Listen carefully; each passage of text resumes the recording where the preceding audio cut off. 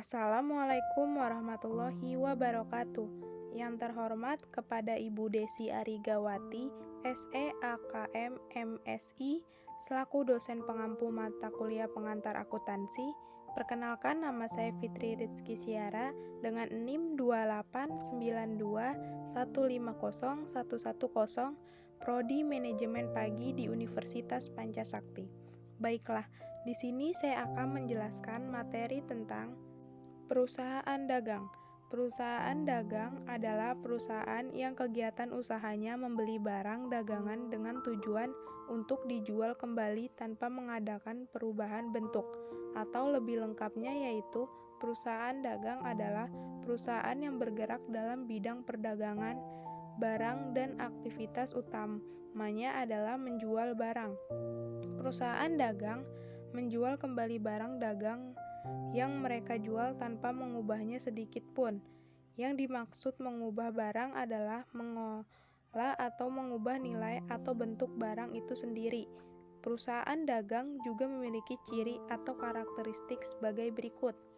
Yang pertama, ada usaha yang dilakukan. Perusahaan dagang membeli barang dagang dan menjualnya tanpa mengolah. Yang kedua, ada kegiatan akuntansi. Perusahaan dagang menggunakan akun persediaan barang dagang di mana terdapat perhitungan HPP serta laporan laba rugi. Di samping itu, terdapat beberapa macam jurnal yang ada pada perusahaan dagang, yaitu ada jurnal pembelian, jurnal pengeluaran kas, jurnal penjualan, jurnal penerimaan kas, dan jurnal umum. Jurnal pembelian yaitu jurnal yang digunakan untuk mencatat pembelian atau barang dagangan dan barang lainnya secara kredit.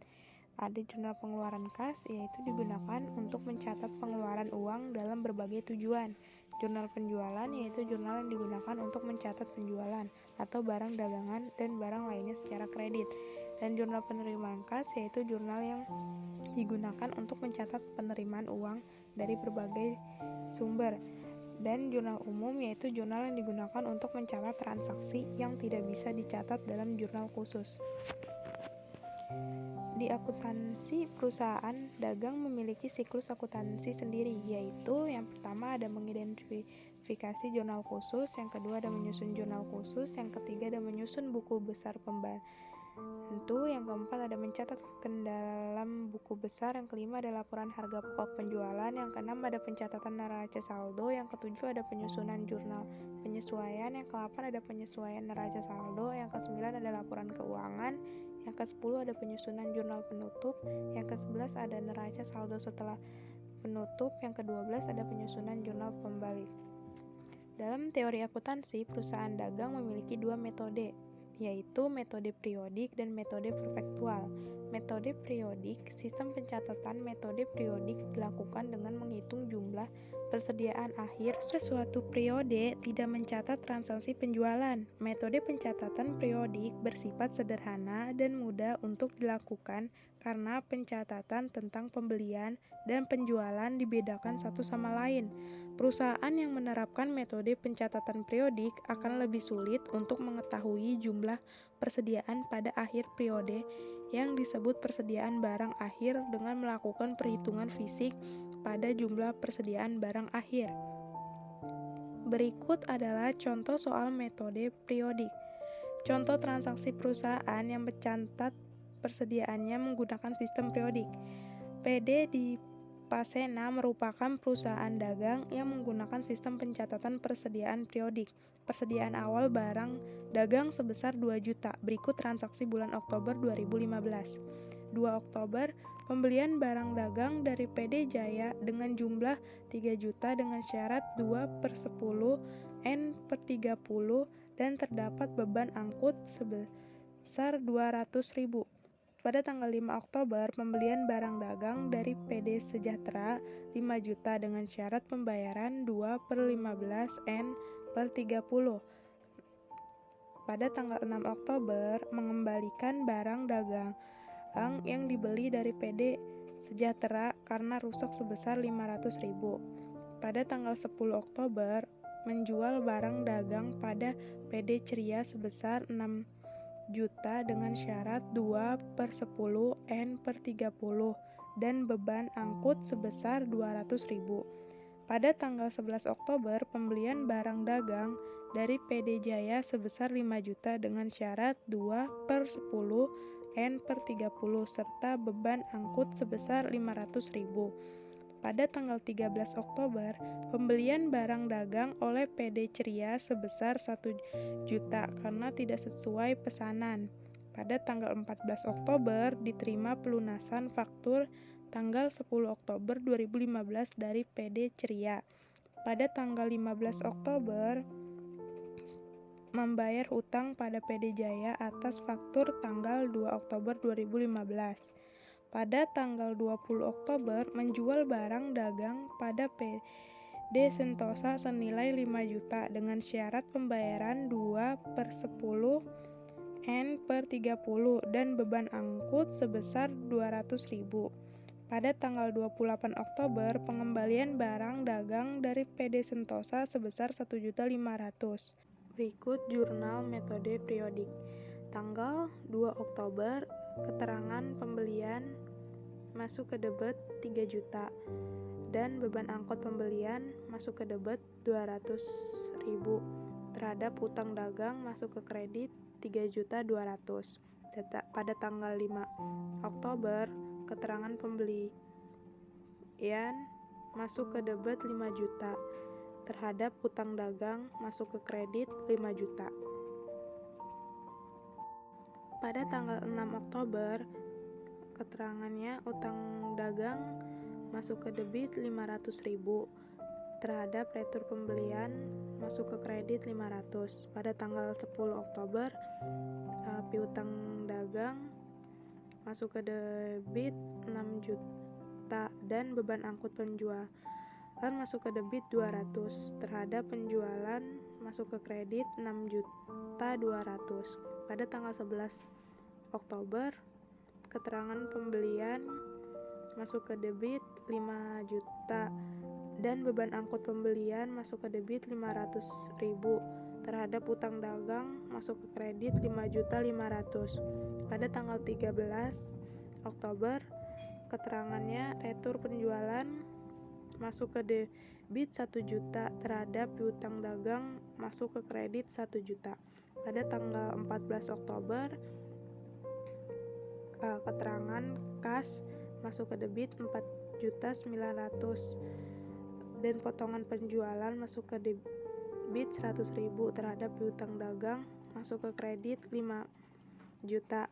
Pada tanggal 15 Oktober, keterangan utang dagang masuk ke debit 3.200.000. Kasnya ke kredit 3.136.000. Terhadap potongan pembelian masuk ke kredit 64.000. Pada tanggal 20 Oktober, keterangan piutang dagang masuk ke debit 5 juta dan beban angkut penjualan 200.000. Terhadap penjualan masuk ke debit 5.200.000. Pada tanggal 28 Oktober, keterangannya retur penjualan masuk ke debit 1.500.000. Metode perfektual, disebut juga metode buku, adalah sistem di mana setiap persediaan yang masuk dan keluar dicatat di pembukuan, atau metode pencatatan yang dilakukan secara terus-menerus berdasarkan transaksi bisnis perusahaan yang menyebabkan pemasukan, pengeluaran, persediaan barang, dan retur pembelian barang yang dilakukan oleh sebuah perusahaan. Suatu perusahaan akan lebih mudah untuk menyusun neraca dan laporan laba rugi dengan metode pencatatan secara berkala dalam bentuk jurnal umum. Contoh soal perfektual. Berikut ini transaksi PDA abadi selama bulan Juli 2015. Pada tanggal 2 Juli, membeli sejumlah barang dagang dari PD Jaya 3 juta dengan syarat 2/10 N/30 dan beban angkut sebesar 200.000. Pada tanggal 5 Juli, pembelian barang dagang dari PD Sejahtera 5 juta dengan syarat 2/15 N/30. Pada tanggal 6 Juli, pengembalian barang dagang yang telah dibeli dari PD Sejahtera karena rusak sebesar 500.000. Pada tanggal 10 Juli, penjualan Soal barang dagang pada PD Ceria sebesar 6 juta. Harga pokoknya 4.500.000 dengan syarat pembayaran 2/10 N/30 dan beban angkut sebesar 200.000. Pada tanggal 11 Juli, pembelian barang dagang dari PD Jaya 5 juta dengan syarat 2/10 N/30 dan beban angkut sebesar 500.000. Pada tanggal 13 Juli, pengembalian barang dagang dari PD Ceria sebesar 1 juta. Harga pokoknya 700. Pada tanggal 14 Juli, diterima dari PD Ceria pelunasan faktur tanggal 10 Oktober 2015. Pada tanggal 15 Juli melakukan pembayaran hutang pada PD Jaya atas faktur tanggal 2 Oktober 2015 lalu. Pada tanggal 20 Juli menjual barang dagang pada PD Mentari sebesar 5 juta, harga pokoknya 4 juta dengan syarat pembayaran 2/10 N/30 dan beban angkut sebesar 200.000. Pada tanggal 28 Juli, pengembalian barang dagang dari PD Mentari sebesar 1.500.000, harga pokoknya 900. Berikut adalah transaksi prefektual. Pada tanggal 2 Oktober, keterangan persediaan barang dagang masuk ke debit 3 juta dan beban angkut pembelian masuk ke debit 200.000 terhadap utang dagang di kredit 3.200.000. Pada tanggal 5 Oktober, keterangannya persediaan barang dagang masuk ke debit 5 juta terhadap utang dagang ke kredit 5 juta.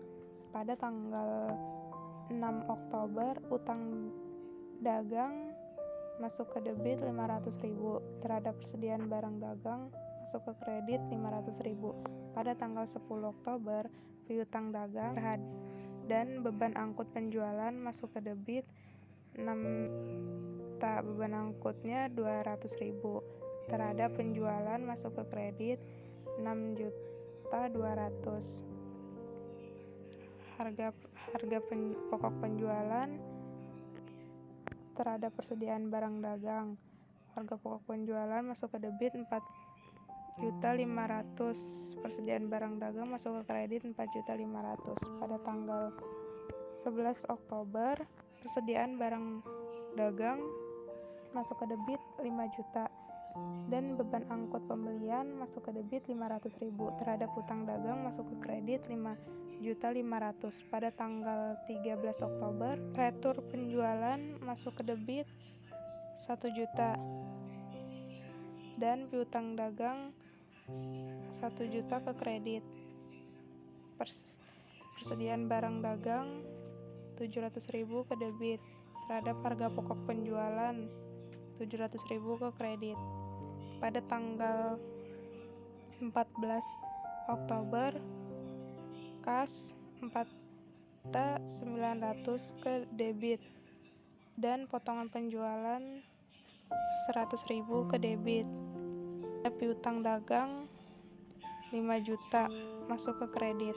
Pada tanggal 15 Oktober, utang dagang 3.200.000 masuk ke debit.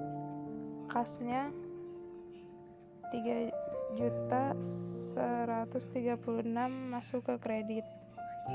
Terhadap potongan pembelian 64.000 masuk ke kredit. 20 Oktober, piutang dagang 5 juta masuk ke debit. Beban angkut penjualan 200.000 ke debit. Terhadap penjualan 5.200.000 masuk ke kredit. Pokok penjualan 4 juta masuk ke debit. Persediaan barang dagang 4 juta masuk ke kredit. Pada tanggal 28 Oktober, retur penjualan 1.500.000 ke debit. Piutang dagang 1.500.000 ke kredit. Persediaan barang dagang 900 ke debit. Harga pokok penjualan ke kredit. Itu saja penjelasan materi tentang perusahaan dagang. Bila ada kata atau ucapan yang salah, Mohon dimaafkan. Sekian dari saya. Wassalamualaikum warahmatullahi wabarakatuh.